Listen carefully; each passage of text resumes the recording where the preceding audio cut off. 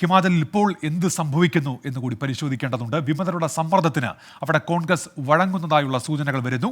മുഖ്യമന്ത്രി സ്ഥാനം രാജിവെക്കാം എന്ന് സുഖ്വിന്ദർ സുഖു ഹൈക്കമാൻഡിനെ അറിയിച്ചു. ഡൽഹിയിൽ നിന്ന് രാധാകൃഷ്ണൻ ഇപ്പോൾ വിവരങ്ങളുമായി ചേരുന്നുണ്ട്. എന്താണ് നടക്കുന്നത് എന്ന് നോക്കാം. ആർക്കെയും ഈ ഒന്നിലേറെ വിമത MLA-മാർ മുഖ്യമന്ത്രി സ്ഥാനത്തേക്ക് അവകാശവാദം ഉന്നയിക്കുന്നുണ്ടോ? അങ്ങനെയെങ്കിൽ എങ്ങനെ ഒരു പ്രശ്നപരിഹാരം സാധ്യമാകും? ആർക്കെ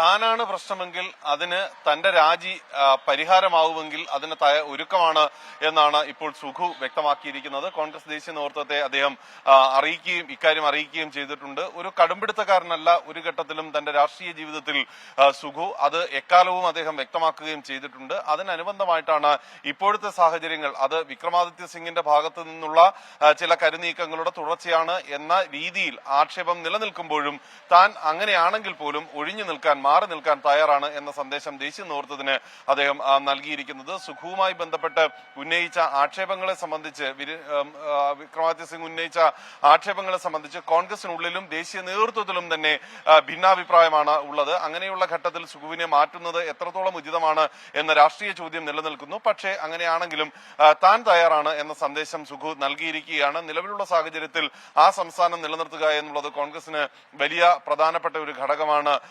അതുകൊണ്ട് തന്നെ അദ്ദേഹത്തിന്റെ തീരുമാനം കോൺഗ്രസ് ഹൈക്കമാൻഡിന്റെ തുടർന്നുള്ള നിലപാടിനെ സ്വാധീനിക്കും എന്നാണ് നമുക്കറിയാനായിട്ട് സാധിക്കുന്നത്. നിലവിലുള്ള സാഹചര്യത്തിൽ ഈ വിക്രമാദിത്യ സിംഗ് അദ്ദേഹത്തിന്റെ മന്ത്രിസ്ഥാനം രാജിവെച്ച് കഴിഞ്ഞു. അതൊരു സമ്മർദ്ദ തന്ത്രത്തിന്റെ ഭാഗമായിട്ടുള്ള നടപടിയായിട്ട് വേണം കണക്കാക്കാൻ. കൂടുതൽ പേർ തന്നോടൊപ്പം ഉണ്ട് എന്ന സന്ദേശം അദ്ദേഹം നൽകുന്നുണ്ട്. എന്നാൽ നമുക്കറിയാൻ സാധിക്കുന്നത് കോൺഗ്രസ് ദേശീയ നേതൃത്വം എത്ര പേർ അദ്ദേഹത്തോടൊപ്പമുണ്ട് എന്നത് ഉൾപ്പെടെയുള്ള ഒരു കണക്കെടുപ്പ് നടത്തുകയാണ് എന്നതാണ്. അങ്ങനെയാണെങ്കിൽ ഇന്നലെ ക്രോസ് വോട്ട് ചെയ്ത 6 MLA-മാരുടെ അയോഗ്യത അടക്കമുള്ള വിഷയങ്ങളിൽ കോൺഗ്രസ് ഒരു നിലപാട് കൈക്കൊള്ളും. സ്പീക്കറോട് അവരെ അയോഗ്യരാക്കാൻ ആവശ്യപ്പെടുന്ന നടപടികളിലേക്ക് കടക്കുന്നത് ഉൾപ്പെടെയായിരിക്കും കോൺഗ്രസ് ചെയ്യുക. അഥവാ വിക്രമാദിത്യ സിംഗിന്റെ അല്ലെങ്കിൽ ആ വിഭാഗത്തിനെതിരെയും എടുക്കുന്ന നടപടികൾ അവരെടുക്കുന്ന നിലപാട് പരിഗണിച്ചില്ലെങ്കിൽ എത്രത്തോളം തിരിച്ചടി ഉണ്ടാകുമെന്നത് വിലയിരുത്തി അത് സർക്കാരിന്റെ പതനത്തിൽ കലാശിക്കുമെങ്കിൽ സുഖുവിനെ തൽക്കാലം മാറ്റി നിർത്തുക എന്നുള്ളതാണ് ഇപ്പോഴത്തെ തീരുമാനം.